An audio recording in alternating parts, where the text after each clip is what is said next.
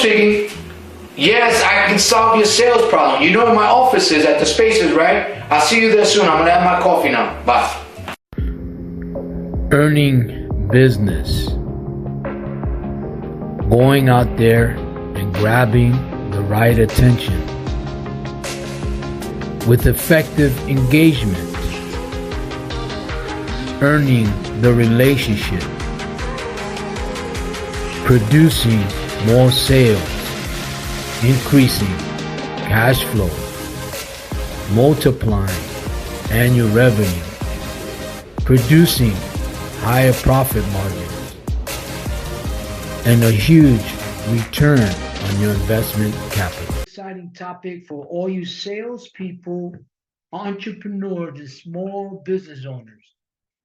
With the current market conditions right now, with inflation and things like that, the number one problem that businesses are having right now is sales, right? And some of you hear me say this. Sales is the bloodline to our business. It's not cash flow, it's not revenue, it's not profit margins or return on investment. Those are the effect of the actual initial sales, right? Does that make sense? So if you want to grow your sales, you have to understand what sales is. Sales is the effect of a cause. What's up, Omar? How you doing? Hope everything's going well. I've been watching your videos. I love it. I love it. So sales is the effect of a cause, and the cause is selling. So what I'm going to share with you today is 3 things that I do every single day to grow my sales, whether it's my own sales for my company or my clients who hire me to produce sales for them. Okay? Now, so what is that you have to do? Now, before we dig into it, on what you have to do, I want you to understand this. There's a lot of different types of platforms. There's a lot of gimmicks and tricks and funnels to try to get you leads to produce more sales.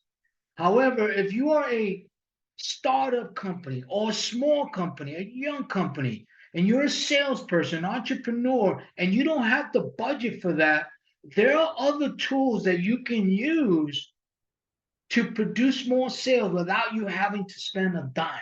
I don't advertise. I know how to get leads. Okay, so what is it that you have to do if you want to grow your sales?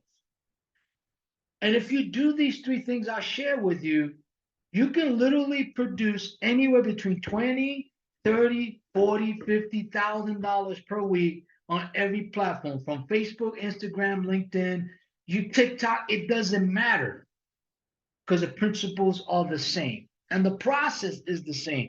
You just got to be willing to do the work. Okay. So what's the number one thing I encourage you to focus on so that you can grow your sales? The number one thing you must do, and I do this every day, is I target qualified prospects. What do I mean by that? And I'm going to give you an analogy on that. I'm doing good, Omar. I appreciate you being on. Hopefully this helps you out. Okay, now, let's say, for example, you hire a lead broker, or you buy a funnel, or you buy a program that generates you 1,000 leads, let's say in 1 week, right? You may not know if these leads are qualified, right?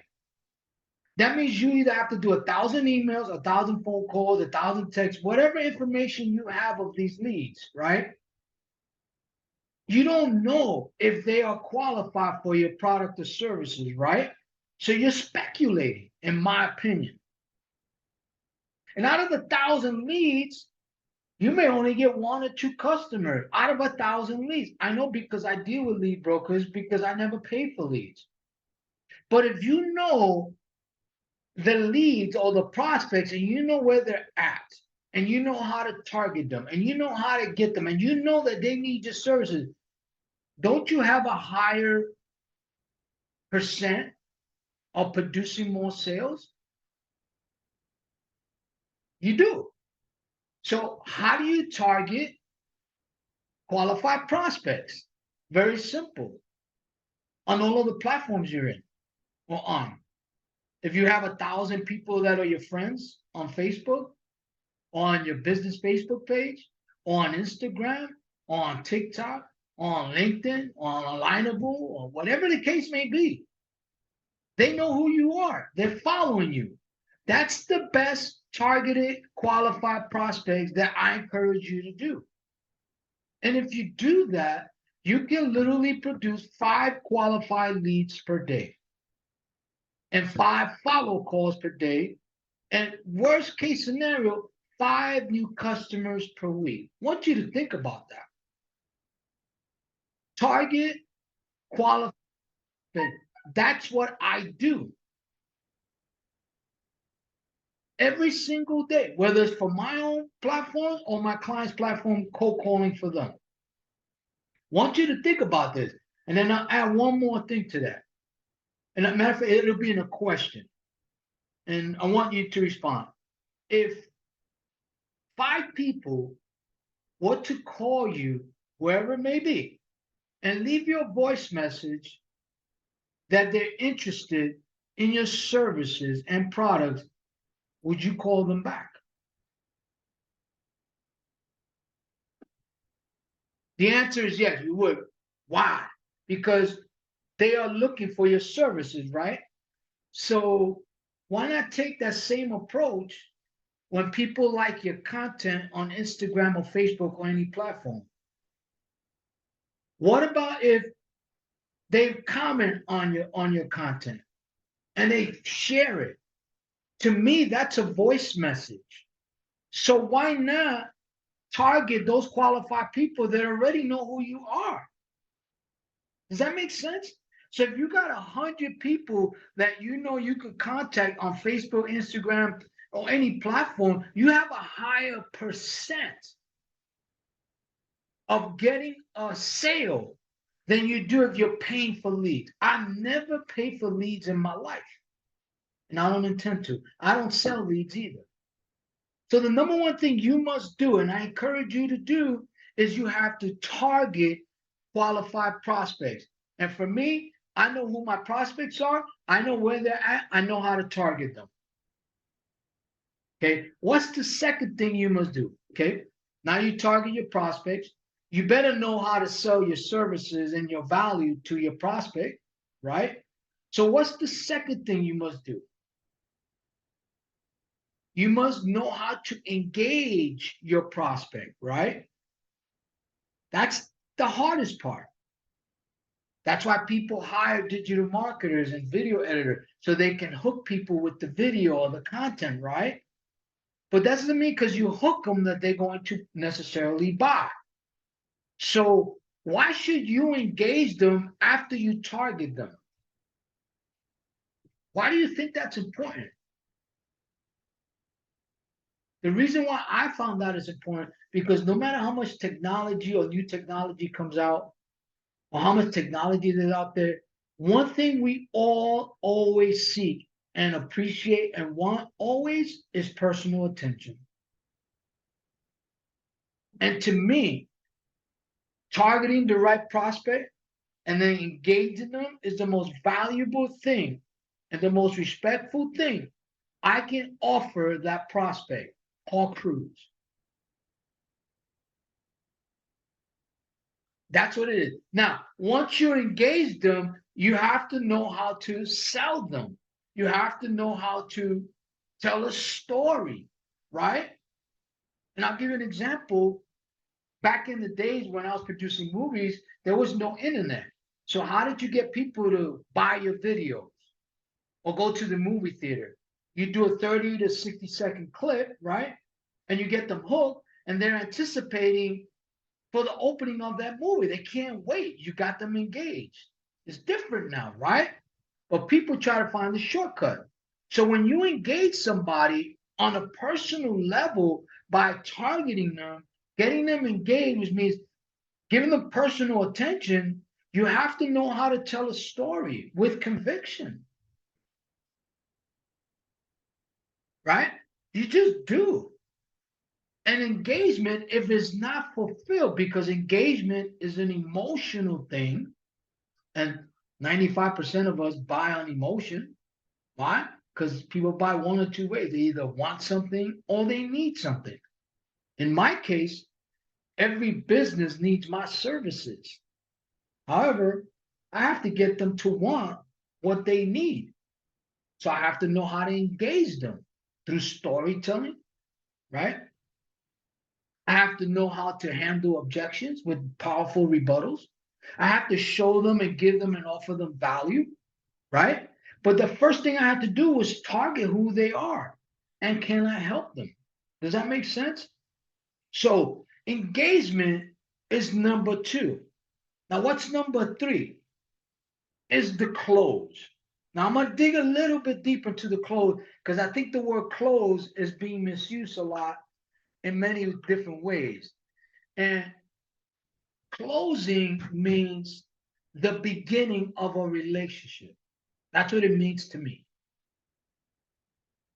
And closing is a mindset. Closing is an attitude. What do I mean by that? Okay, you targeted the right prospect, you got them engaged, but that doesn't mean they're going to buy, even if they want to, or even if they need to. Sometimes they may resist. So when you close, you have to do several things within the selling process. And before I finish the close, here's what I want to share with you. The reason why people do a lot of marketing and advertising, besides they want to go to the mass, get recognition, is because a lot of people are lazy, especially young entrepreneurs and small business owners. They don't want to do the selling because selling is the vehicle, selling is the cause, sales is the effect or the result. So I never worry about the sale, never. I focus on the selling process because the sale will come, right? Okay, so when you close, there are three things I want to share with you that they don't teach you. There's no influencers teaching this, there's no books that teach you this. I'm going to share this with you because it's the most valuable thing you can learn. A closer, or when you're closing, involves three things. Number one is transition. Through the whole engagement, through the whole selling process, even the targeting of your prospect, you better know how to transition through the whole selling process. What do I mean by transitioning?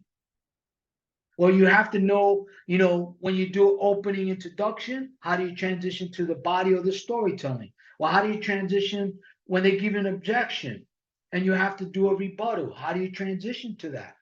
It's all about tonality. It's all about attitude. It's all about conviction and confidence, how you say it. Not only what you say, but how you say it. That's transitioning that happens throughout the whole process. What else happens during the close? It's called adjustment. You're always adjusting. What do I mean by adjusting? The prospect's personality, their attitude. Maybe they're asking stupid questions that's irrelevant to the process because they don't know how to hang up on you or they really don't want to do business with you, but they don't know how to tell you. If they have a bad attitude, you have to adjust to that. You can't make it personal. You have to adjust and make the story about them, and you're the director. But you still have to sell yourself because they have to buy into you before they can buy into the services, right? You have to adjust to all that. And then here's what 90% of salespeople, in my opinion, my experience, go wrong. Two things. Number one, sometimes salespeople tell good stories, they get people engaged, then they overtalk the sale. I call it diarrhea of the mouth. They become too friendly with the prospect that they don't ask for the order or they don't get the sale.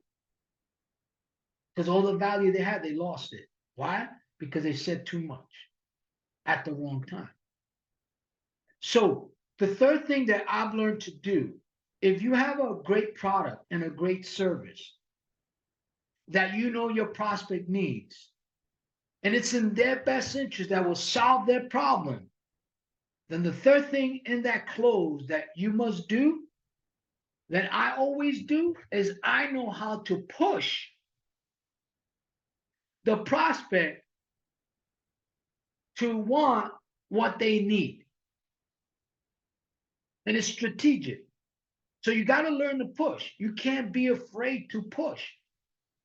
I push all the time when necessary. And that's how I close deals. Why? Because from the beginning that I target them, right? I already know what their objections are going to be. I set the tone for the conversation. I set the tone for the selling process. And I'm ready because I'm a pro. I'm ready for whatever they throw at me. And I know how to push them to get what they need. Why? Because I know how to convey value to the targeted prospect. In the engagement step, I know how to show my value and give my value and earn trust and respect. And so when the close come, I rarely have a hard time. And I rarely ever get negotiated a price down. So these are three things that you must do and learn. Learn how to target qualified prospects. It's not easy, but it could get done. You have to know how to engage them and fulfill that engagement. Number three, you have to know how to close. And closing to me is when you get that relationship, it's a long-term relationship. Now, how do you do it? This is how I do it every single day. You might get scared and maybe you might leave this live. There are many tools that you can use to produce leads, right? I'm just going to tell you the one that I've been doing for over 30 years. I'll never give it up. I teach my salespeople, I teach my client, and I teach my students exactly what I'm talking to you about. One of the most powerful and effective tools that I think people are overlooking and that most people should be using is cold calling. And if you think, and anyone tells you that cold calling is dead, they have no idea what they're talking about. You have to know how to use that weapon or that tool with automation on social media. That's one of the things I recommend. Why? Because that's the most personal thing you can ever offer any prospect. All of the sales I produced this last year, all of the leads that I got for my clients, my real estate client, my janitorial client, my digital marketing client, all of the leads that I produced for them came from cold calling. Every single one. It's a skill. It's an art. It could be learned. And it's one of the most powerful tools I think you can learn to be a great target marketing person, to know how to engage people, and to know how to close. Those are the three things: target, engage, and close. That's simple, guys. But it takes work. You got to do that. Does that make sense? Anyway, want to share this with you guys. I hope those of you who are watching, I hope this was helpful. Share your comments. Let me know if this was helpful to you. And if you have any questions, feel free to ask me those questions while I'm here. When I get asked, Paul, what do you do? My answer is very simple. I solve sales problems, period.